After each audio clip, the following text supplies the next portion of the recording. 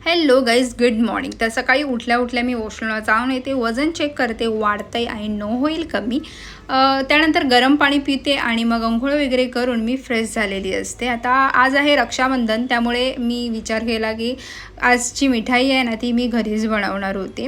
आणि सोबत आज उपवाससुद्धा होता शनिवारचा श्रावणातला, त्यामुळे तेही जेवण करते आहे आणि ही मिठाईसुद्धा बनवते. तर ती बनवून घेतली आणि आज ऑफिसला सुट्टी तर नाही आहे, जाते आहे, त्यामुळे ही वरीची खिचडी आणि दही असा मी माझा मील लंच घेतलेला आहे. त्यानंतर 9 वाजता एक ॲपल खाल्लेला आहे सकाळी आणि आता मी ऑफिसला निघते. आज रक्षाबंधन आहे, म्हटलं चांगला ड्रेस घालून जाऊया.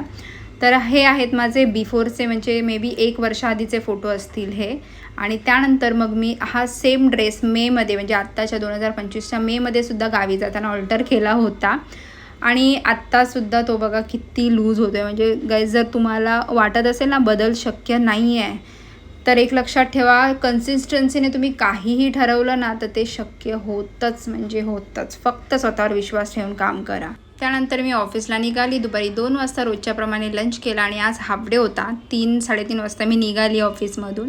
आणि संध्याकाळी मग रक्षाबंधन वगैरे गेलं. सुरुवातीला 2 भावांना राखी बांधून घेतली आणि त्यानंतर जेवण वगैरे करायचं होतं तर ते करून घेतलेलं. पुऱ्या बनत होत्या इथे, पण मी पुरी नाही खाल्लेली आहे. मी माझ्या स्वतःसाठी एक भाकरी बनवली वेगळी ज्वारीची. त्यानंतर पुन्हा उरलेली रक्षाबंधन केली आणि सगळे मग जेवायला बसले. आणि हे सगळ्यांचं जेवण झाल्यानंतर मग मी बसलेली आहे. उपवास सोडला आहे. डाळ भात आणि ज्वारीची भाकरी आणि 2 भाज्या होत्या, भेंडी आणि चवळीची.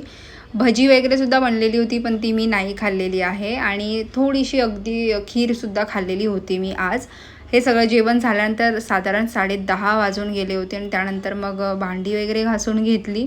भरपूर थकायला झालं होतं, पण ठीक आहे, वर्षातून असे एकदाच येतात असे दिवस, त्यामुळे करायचं सगळं एन्जॉय.